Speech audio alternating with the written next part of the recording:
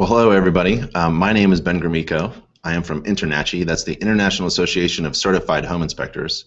And we do a free monthly live class. And we are going to, tonight, talk about how to inspect the house exterior. So thanks for showing up. And if you have any questions, we'll have a link to our online forum so that I can answer your questions and you can share thoughts with everyone else.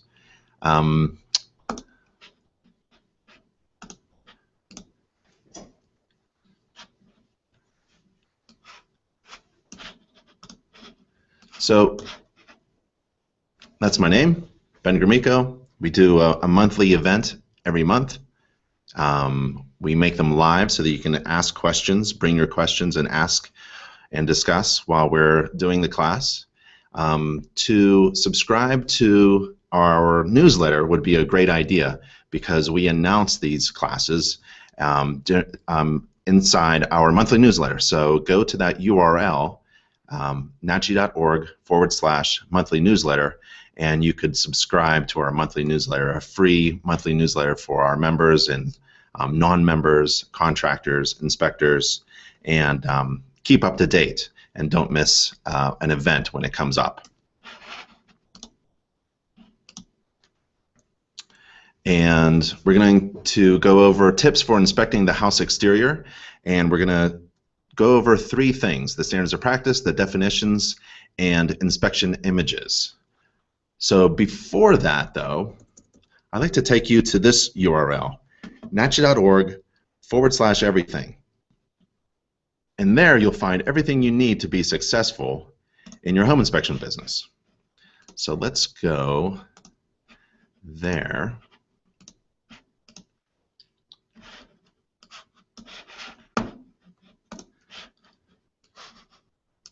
Move some things around. So if we go there at nachi.org/everything, there you'll find everything you need to be successful. Let's open this up a little bit bigger. You can play the short video about what InterNACHI offers, but it's simply a checklist. It's a page, and you can scroll down this page, and it's a checklist of things that you can do to be successful in your home inspection business, and taking advantage of all of the free benefits, membership benefits that we provide. So first, you have to figure out where you're from. So if you're from one of the United States or Canada or another country, you click that link, and then we have a state-specific or province or country-specific page just for you. And after you join as a member, you'll have access to everything you need to be successful, including free, unlimited access to all of InterNACHI's online training. When you're certified, you will have access to the certifications that we provide, but once you're certified, you can have access to all of the continuing education, the marketing, and business services we provide as well, and we'll go over that. And we have over $75,000 worth of membership benefits. So join as a member, and you can take advantage of all of those membership benefits. And let me take you there now. So this is at nachi.org/benefits, and this is the list of membership benefits that's available as soon as you join. And let me scroll down the page. So I don't know if you can see it on the right-hand side. I'm scrolling, we're scrolling. So all of these are free membership benefits. As soon as you join as a member of InterNACHI, you have access to all of these membership benefits. And if you scroll all the way down, there are some discounts. We have over 100,000 discounts provided to our members. For example, $25 gift card from Sam's Club, 25% off of Papa John's Pizza, things like that. So let's go back to our everything page. So first, join, and then learn how to run a successful business. And remember, you are a business owner who happens to do a home inspection service. So it's very important to learn how to run a successful business. Many home inspectors are very good at the technical aspects of being a home inspector, but need some additional training on running a business. So we have a home inspection business course. It's free, it's online, and it's open to everyone. You don't have to be a member of InterNACHI to take this home inspection business course. So go there. We have an online inspection agreement system. It's that contract between you, the inspector, and your client. It's a free electronic, signable, customizable agreement system. We have a little article about how to price your fees. That's very important. How to figure out what your brand is, how to market it, and tell everyone what you charge for your services and the value that you provide because of that. We have a fee calculator as well. It's an online calculator. Then get certified. And we have over 30 certifications to choose from. Once you become a member, take your time, and we provide you the online training that you can take, learn at your own pace, and become certified. Become a certified professional inspector, become a mold inspector, become a pool and spa inspector. We have all of these certifications, like infrared certified, commercial inspector, and they're all, the training and certifications are all online and free to members. So it's really important to join, and then once you join, you have a whole world of opportunity opened up for you. And then it's important, once you're certified, to brand your business, figure out who you are and what you do that's unique and special, and then market that business. Send that message out to everyone, and we help you do that. Our marketing team will design a new logo for your business, redesign an existing logo, and design and customize all of your business cards, flyers, and brochures, and all that design work is free for our certified inspectors. All you do is place an order, which is what you're going to do anyways. You're going to place an order for 5,000 business cards. Don't design it off of the internet somehow or on your own. Have it professionally designed. And we have a link here that shows all the work that we've done in the past for our members. And then we have the Buy Your Home Back Guarantee, a $10,000 honor guarantee. These things you can provide once you're a certified home inspector. We have a home maintenance book, a book that you provide to your client, and it helps them understand their responsibility as a new homeowner and to maintain the home. And we help you with creating a really good website. It's essential to conduct business online nowadays, so you need a website, and you need to convert your clients. So we have that information for you as well. We have tools from our e-commerce partner, inspectoroutlet.com, and we have online training and courses and videos and articles and inspection library and graphics illustration library. All of that is online and free. And we help you write a great report. We have courses, we have software, we have discounted software. Once you become a member, you can purchase discounted software exclusively for InterNACHI members, discounted. And we help you with your SEO and booming your business and inspection strategies, business strategies. We even have a customer service and communications course to help you communicate well to your clients and take care of them. So that's, again, on one website, one web page, and the URL is nachi.org/everything.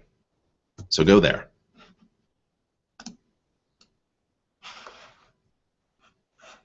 But right now, let's continue with our live class about how to inspect the house exterior. And we're going to go over three things. I want to tell you three things. Standards of practice. We're going to go over some definitions and terms. And we're going to go over inspection images. We'll do a few inspections. So the exterior wall or building envelope includes the following things that you should inspect: roof covering, siding, obviously, the glazing, exterior walls, windows, and doors, their assemblies, the skylights assemblies that's on the roof, or other components that enclose the house. Now, for this this training program, we're going to talk not about the roof. The house exterior, we're going to talk about everything other than the roof, because in our standards of practice, we've separated those two. So when you're performing a home inspection, you want to perform it according to a standards of practice, and the international standards of practice for performing a home inspection is at nachi.org/SOP. Don't worry if you can't figure out all these URLs. You can find it online and use our search engine, or you can email me and I'll help you. So there's the standards of practice, and if you scroll down to the exterior section, it's separated from the roof. So prior to that, the standards of practice here is broken down to these systems: roof, exterior, basement, foundation, and crawl space, heating, cooling, plumbing, electrical, fireplace, attic insulation and ventilation, doors, windows, and interior. So the roof and the exterior, even though they're part of the building envelope, we're going to separate them. And we're going to just talk about the exterior. So let's do that now. And the standards of practice require an inspector to inspect the exterior wall covering materials, flashing and trim, all exterior doors, adjacent walkways and driveways, stairs, steps, stoops, stairways, and ramps, porches, patios, decks, balconies, and carports, railings, guards, and handrails, 3 separate things, eaves, soffit, and fascia, a representative number of windows. For example, the second floor windows, I can't reach them. I can look at them from the ground. I'm not required to get a ladder and step up to the second floor or third floor windows. And the vegetation, surface drainage, retaining walls, the grading around the property where it may adversely affect the structure, especially related to moisture intrusion. So that's the standards of practice, briefly. And so let's go. Trying to move my windows out of the way, but I need them open. So that's the exterior wall envelope. The primary function of siding, that's one of the components that we need to inspect when we're inspecting exterior, obviously, is to protect the structure from the weather, particularly rain. The exterior wall envelope can be a weak system. Exterior walls should provide the building with a weather-resistant exterior wall envelope, but oftentimes it doesn't have that. Siding failures often result in water intrusion and major structural damage over a large section of the house.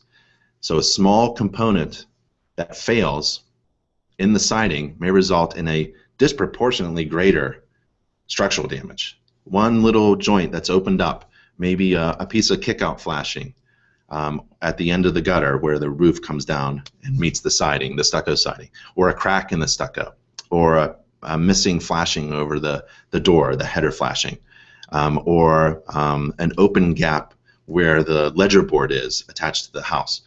These can result in major structural damage, one small little component. So you need to inspect in detail and think of also a whole house approach, because the exterior system and components of the exterior are interdependent with other systems and components of the house. Common sources of moisture damage include the roof and flashing. We'll just touch briefly on that tonight.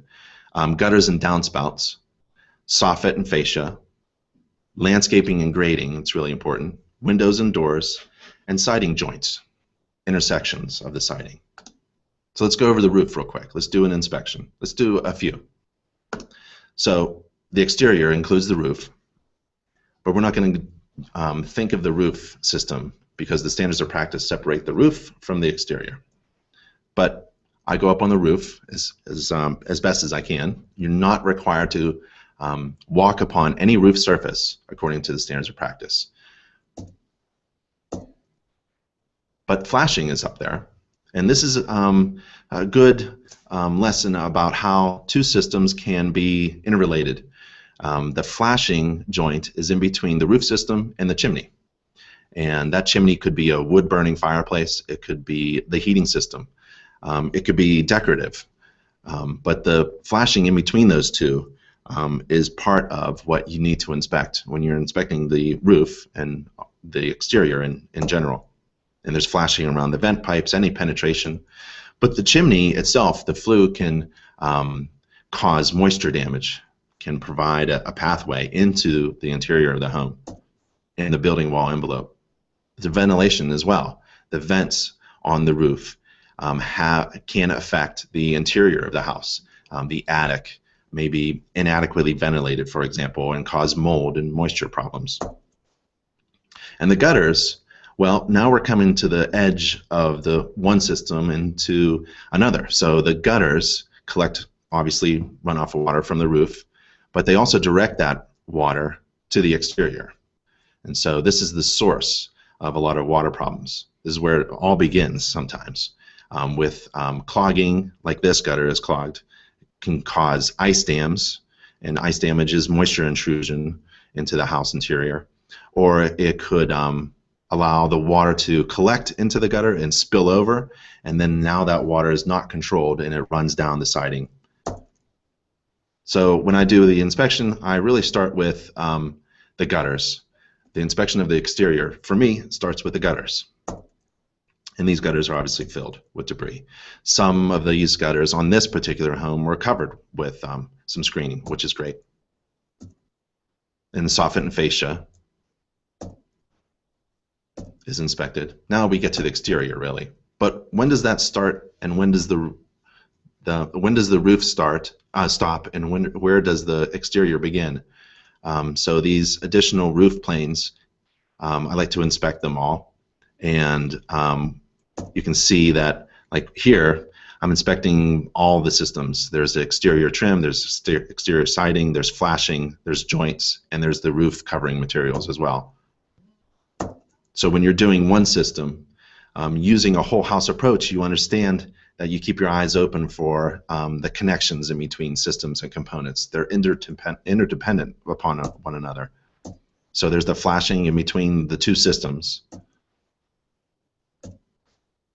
And here, there's a joint. So I want to make sure that I'm inspecting the roof and then moving slowly towards the exterior siding. And I like to see water resistant or waterproof joints flashing. So we have capping over wood components, and we have siding installed.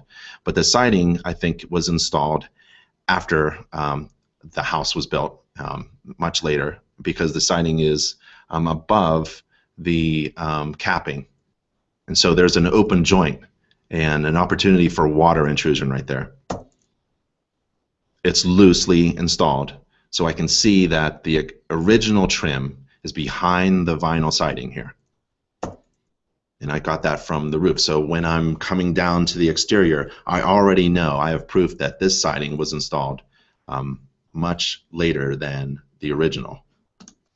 And so I walk around the house. I'm doing the house exterior. I have a pattern that I set up, and I walk around the house once, twice, sometimes 3 or 4 times.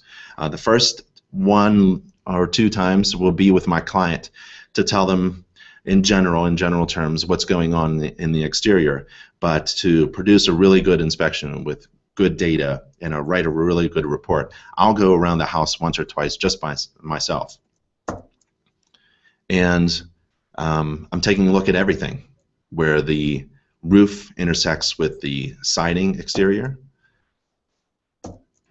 and looking for different materials. So I have vinyl siding, and now I have stucco, traditional cement stucco over a masonry structure, and you can tell that by feel and sound. And also have different materials like wood siding materials with trim, and this siding material is deteriorated. The paint needs to be touched up. And I try to focus on anything that's different.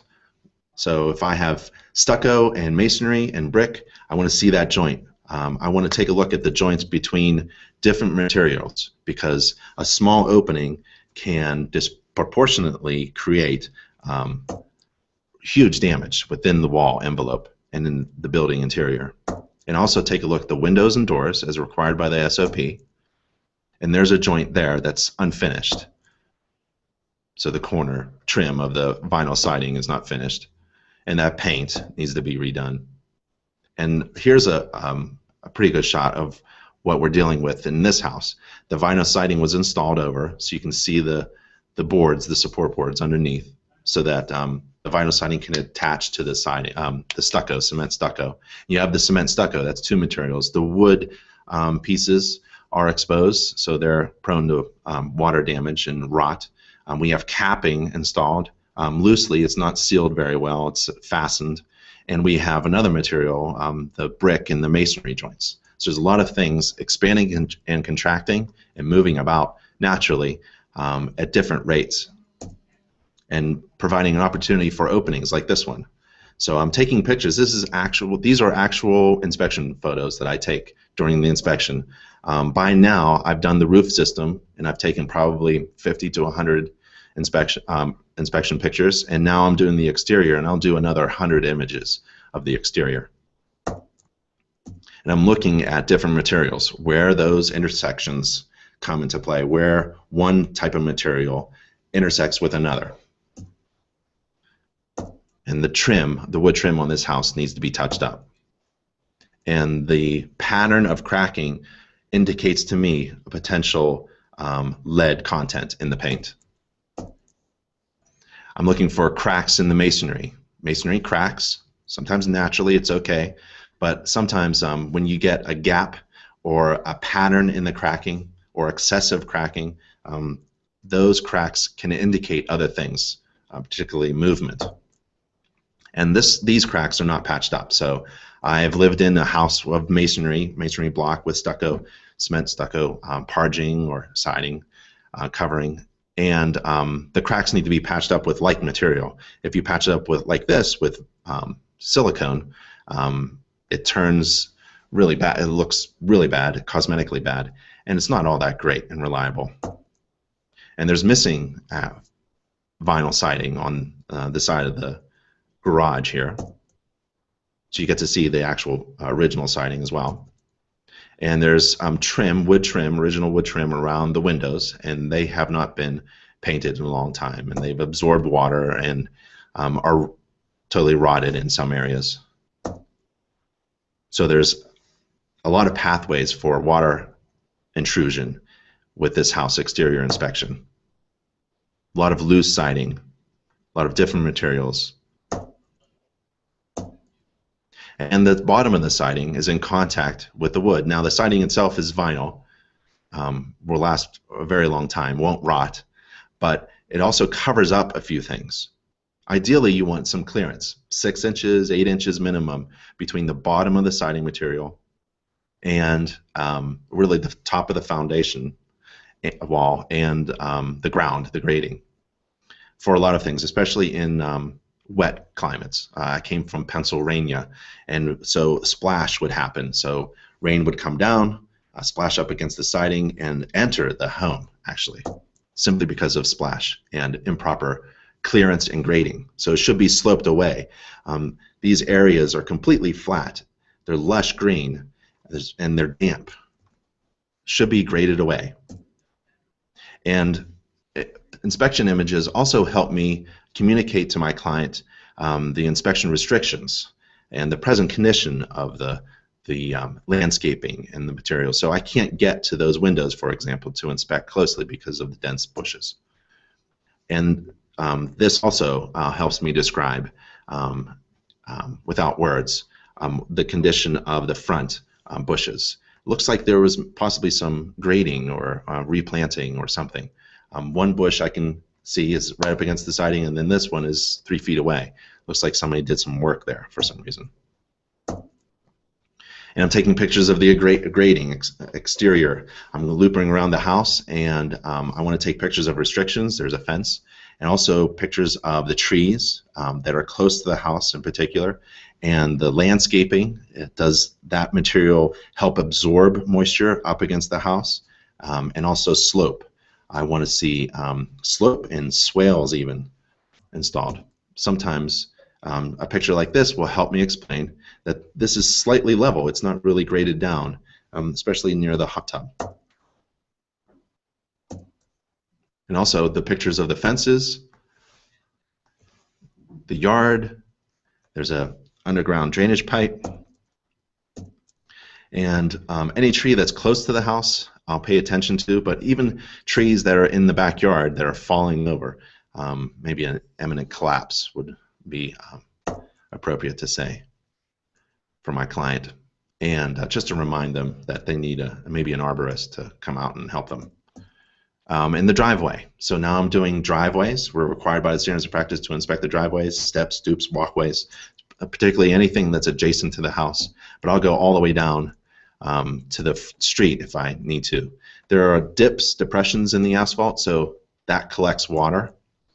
Retaining walls near the driveway should be inspected. There's damage to the asphalt coating, sealant, and also the asphalt material itself, especially on the edges. And some of the retaining wall wasn't built yet, it wasn't finished. And the puddles near the garage door are a concern. I want all of that hard surfaces should be sloped away from the house. There's the air conditioner. Its position and slant and levelness indicates to me how the grading around the house is stable or unstable. And if you see an air conditioner on a brand new home that is off level, it's probably because of the grading, the fill of the dirt has settled down. Looking for trip hazards as well. Every step I inspect, especially if it's adjacent to a door, an exterior door. And I take a look at the garage door, where the wooden garage door has joints. And this is rotted here.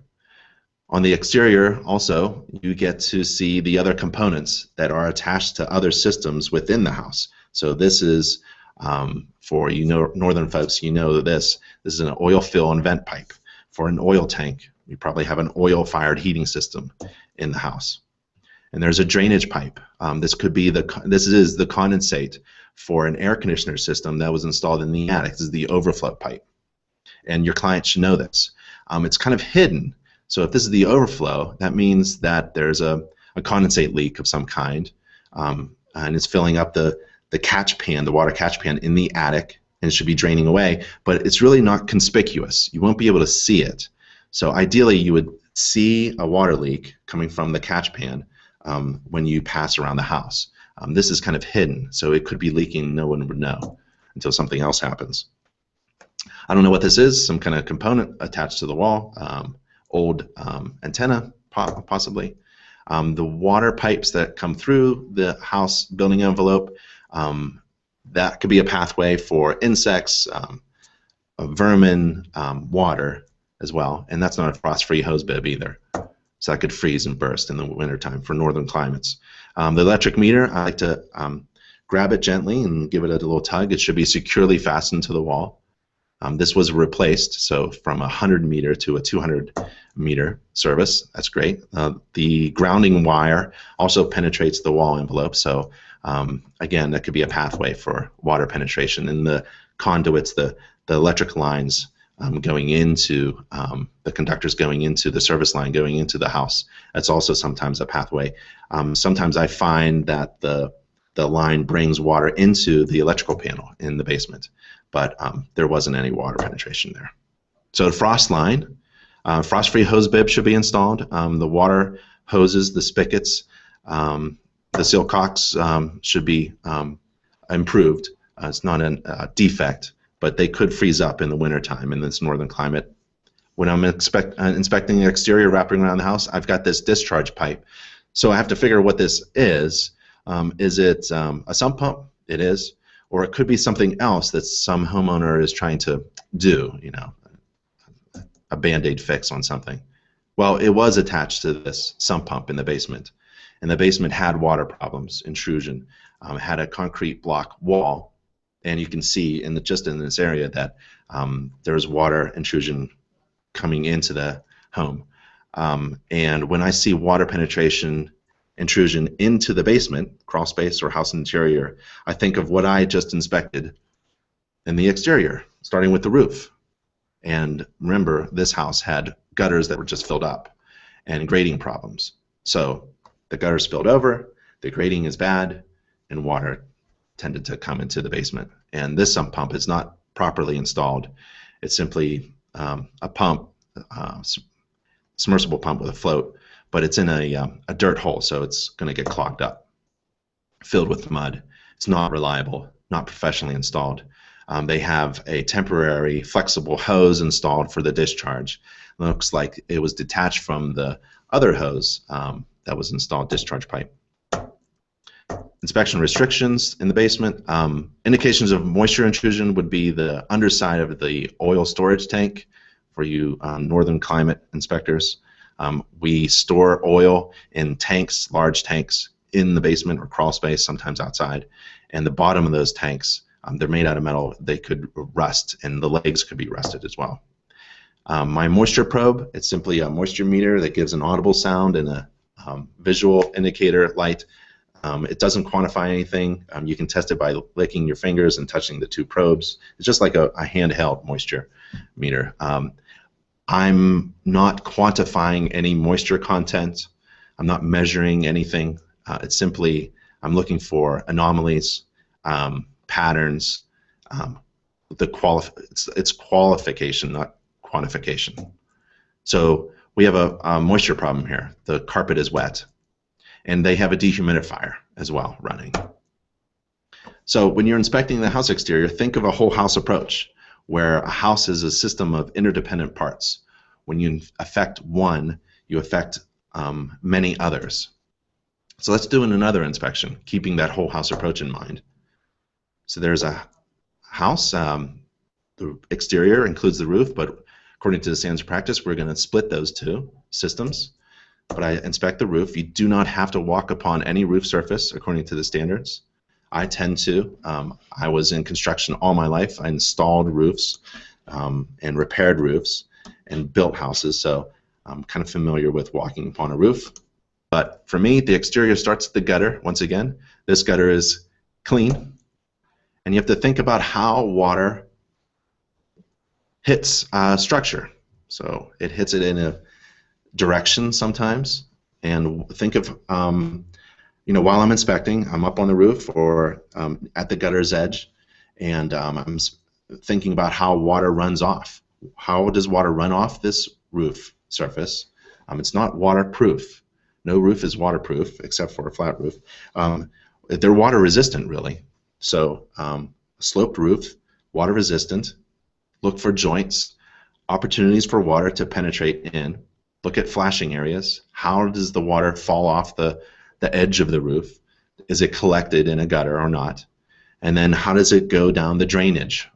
The exterior wall, is there a drainage wall? Is there a way for water to drain on the surface? And if it happens to enter the vinyl siding, say, how does it drain away from the, if it happens to enter a wall assembly, is there a way for water to drain out? Look for joints where the deck attaches to the house. Light fixtures, flashing at light fixtures. Where the foundation is, there should be some flashing area, or drainage pipes. So you need some site drainage. Things should be sloping away from the house. So think of water going down and hitting a window, for example. There should be two pieces of flashing at least, where the header is and where the bottom of the window is. Okay, and this illustration you can actually use in your inspection reports for free. Members can use a ton of illustrations for their inspection reports, and they're all at nachi.org/gallery. So we have different types of siding materials on this house.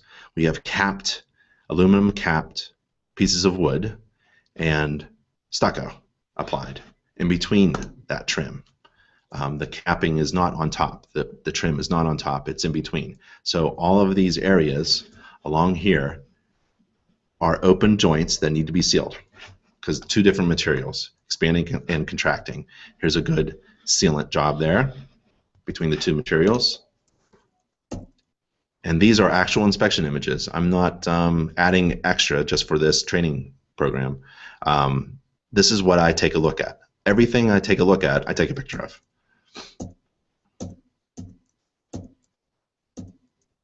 And now I'm on the ground, and I'm going to wrap around the house and take pictures of inspection restrictions, but also the systems and components, particularly the site drainage, the grading. And there's a deck. From afar, it looks great. But when you get closer, you start to see cracks at the header, below the deck, below the ledger board, and that can provide an opportunity for water intrusion. And you also see, I see joist hangers that are too small and they're not fastened properly. The ledger board is nailed at the very bottom of the ledger board, and we have a couple areas of flashing, but the flashing doesn't seem to be traditional. It's not installed properly as expected. So the two different materials, the masonry stucco, and I'm coming in contact with the the siding materials up here and the masonry brick. It's a great opportunity to inspect and find and focus on a particular component or an opening or a failure or a potential failure. So I take hundreds of pictures of the exterior, looking really good. And just a picture of my hand shows to my client a couple things. One of the most important things is that I am in due diligence. I am really focused upon almost touching everything that I inspect. There's the parking, the sidewalks coming up to the house, the entry steps, no trip hazards, the railings are good, water faucets, electric meters attached to the house. The electric line has a very big opening. So again, water penetration, air loss, air leakage, air can escape through here or actually enter, and also vermin, insects, bugs, things like that. So I'm going to follow that hole. Whenever I see a hole in the exterior, I'm going to follow it and remember it, and I'm going to find it on the other side. And there's the dryer vent exhaust as well. There's a crack there that was patched up again with sealant. I test all the exterior receptacles, making sure that they're GFCI protected. There's the air conditioner that's on the outside of the house, another system that's interdependent, connected to the exterior system.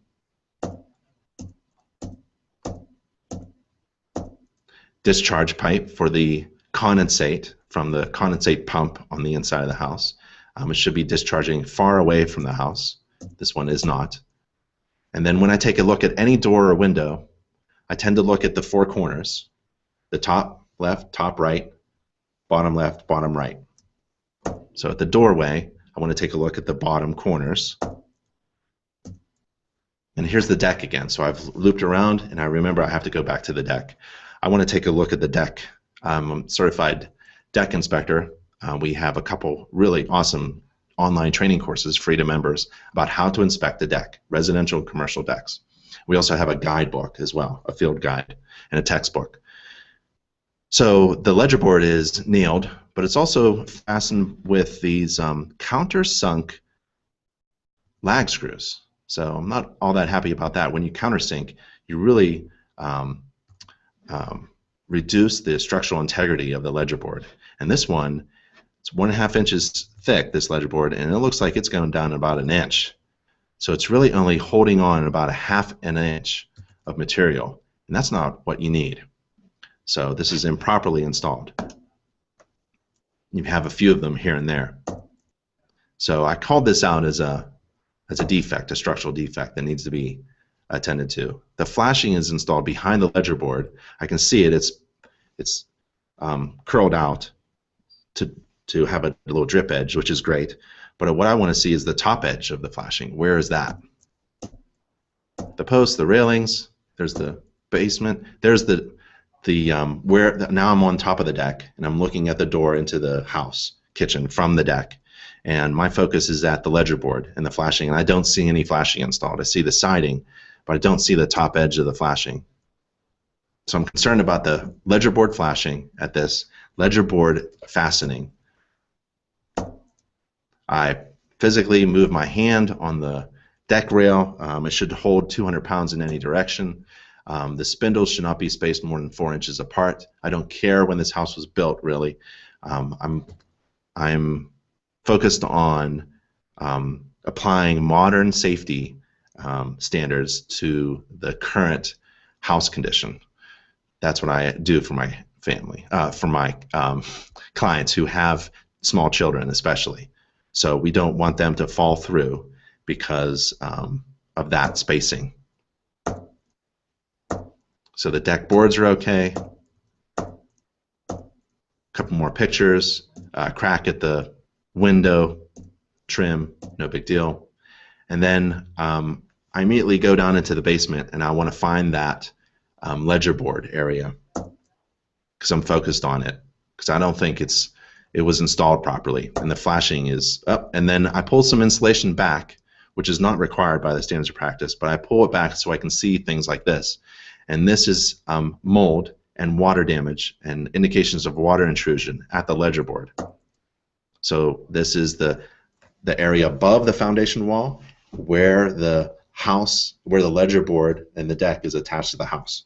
And so the siding materials are rotten, water intrusion. So something's going on. So in my inspection reports, I use words like imminent and shall. Imminent means will occur at any moment, and shall is a definite intention or obligation. So this deck shall imminently collapse is a phrase that I often use when I find decks like this in poor condition.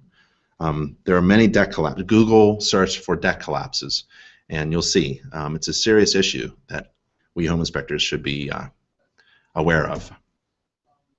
And be strong in your inspection reports.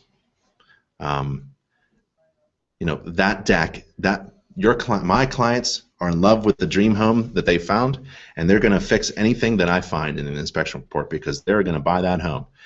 I rarely can say anything. There's hardly anything I can say to actually kill a deal. That is a myth that home inspectors kill deals.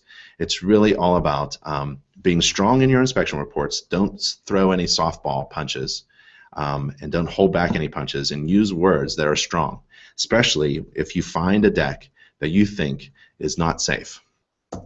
So we have a really good video, training video about how to inspect a deck, and it's at this URL, which is really long. So if you can email me, I'll reply back. But it's NACHI.org/deck-inspections-video-course. NACHI.org/deck inspections video course with hyphens in between. And here's the attic. So I'll show you what's going on with the attic. This is the same house, right? So I go up in the attic because systems are interdependent upon one another, using a whole house approach. So I go up in the attic, and there's mold in the attic, and that's possibly because of several things: ventilation issues, and also I want to know what that water intrusion is. It a roof leak? Do we have moisture and condensation problems? Or does the whole house fan not work? And the bathrooms are exhausting into the attic.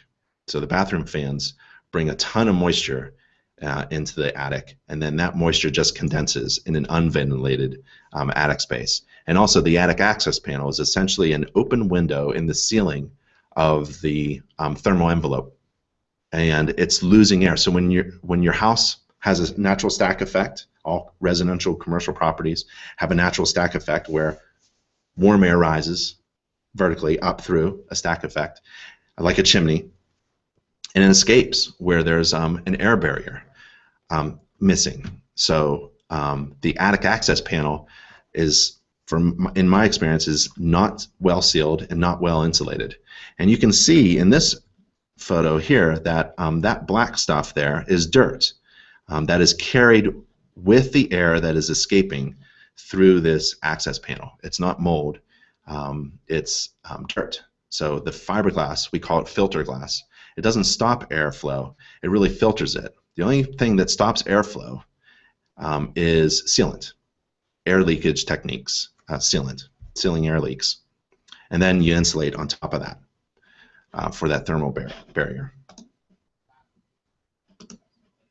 And you know, when one house leaks air, that is conditioned air that is leaking, and that's losing money essentially. When something leaks, it's losing money. Just like ducts, old existing ducts that are not mastic sealed, they're leaking air, and so when ducts leak, you are losing energy and losing money. Let's do another inspection. So here's one here, townhouse. Looks pretty good from the outside, but again, where does one roof system stop and one exterior system begin? So I'm on the roof, and we have flashing joint in between the two materials, step flashing and the counter flashing. Really well done, but also exterior stucco siding materials. Gutters, collecting the water. Where does it go? Some joints here, soffit and fascia. The joints in between the windows and the masonry exterior has separated, so that should be retouched up. And any of these roofs that are attached to the masonry exterior without grooving in the joints, the flashing grooved in, is a concern for me, because now this counter flashing simply needs to be sealed up. It's another maintenance issue. It's hard to reach for a typical homeowner as well.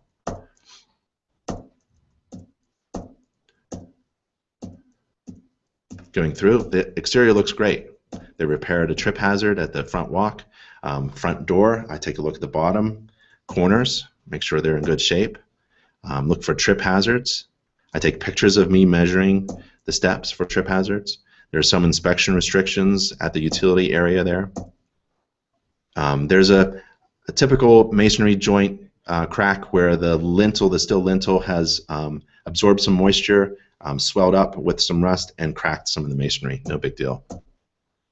The exterior spigots, the water spigots, hose bibs, should be frost proof.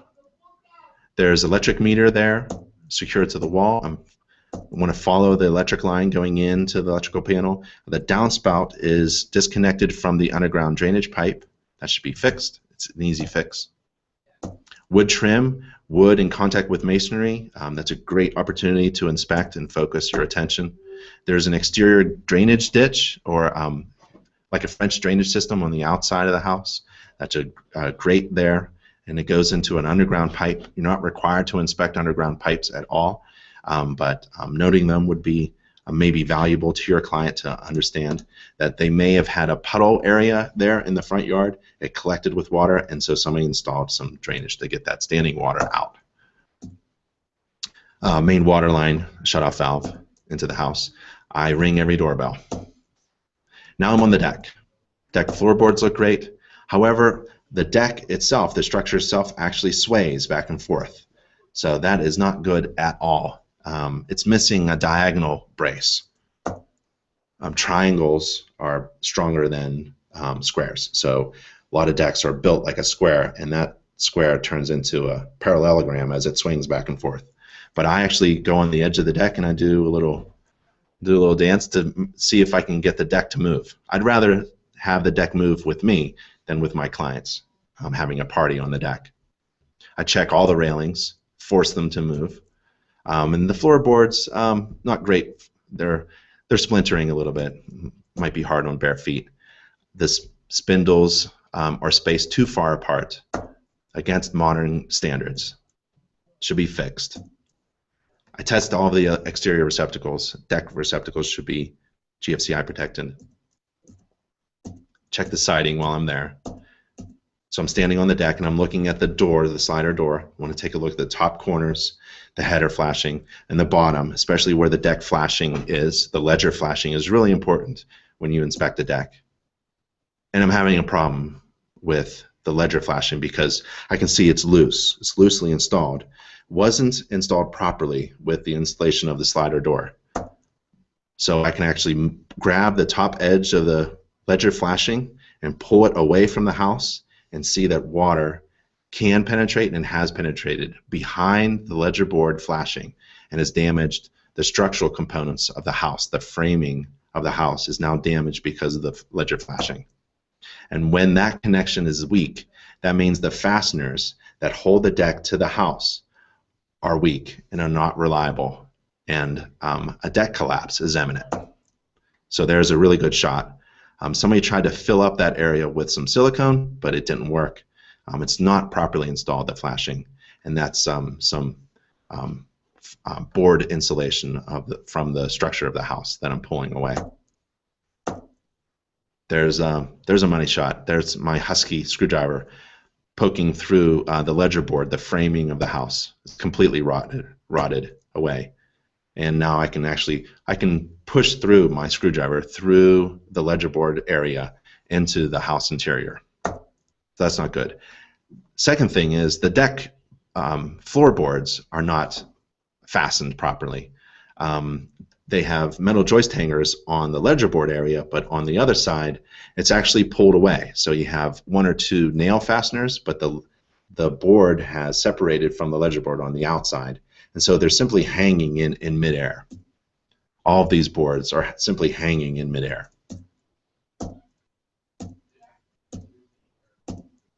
So they're fastened. I see some lag screws, and that's great, but the ledger board flashing is not installed properly. And as you can see, they're like pieces of material that were cut and installed, and they have resulted in a really poor condition, unsafe condition at the deck.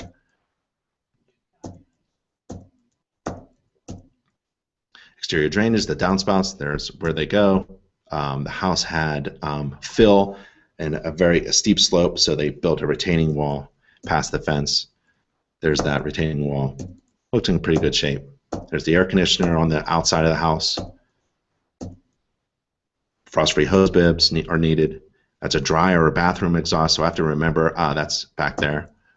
And then here's the other side of that ledger board flashing. This is from the basement, above the foundation wall, through the truss, floor truss system, moving insulation with my hoe. It's a hoe. It's a 3-tine hoe. One of the tines is curled a lot, one is somewhat, and one is straight. So I can poke, and I can curl, and I can pull with this extendable 3-tine hoe. And I move insulation. You are not required, again, according to the standards of practice, to move any insulation, but I do, particularly if I'm aware of a condition that needs to be further inspected and evaluated. And here's one of the problems. You know, the lag screw doesn't even hit a structural component of the framing. So that is how to inspect the house exterior. Hopefully I gave you some tips on how to do that. And again, if you want to know everything of what InterNACHI has to offer, we made a web page. We didn't put everything there, but a lot of the important stuff. And it's at nachi.org/everything. So go there. Whether you have been a member for 10 years, 20 years, or you're new to the inspection business, or you're not a member and you're interested, give me an email. My name is Ben Gromicko. We do this stuff every month. Put it online so everyone could see it and interact, and sign up so you don't miss out on anything. Keep up to date. And you go to nachi.org/monthly newsletter to keep up to date. And let's see.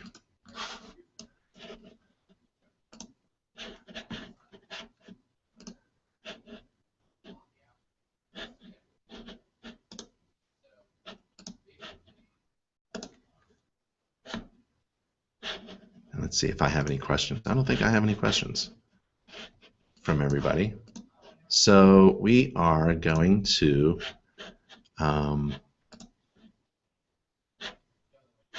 we're going to say goodbye, everybody, and I will see you later. If you need anything from me, from InterNACHI, my name is Ben Gromicko, and goodbye, everyone. See ya. See you next month.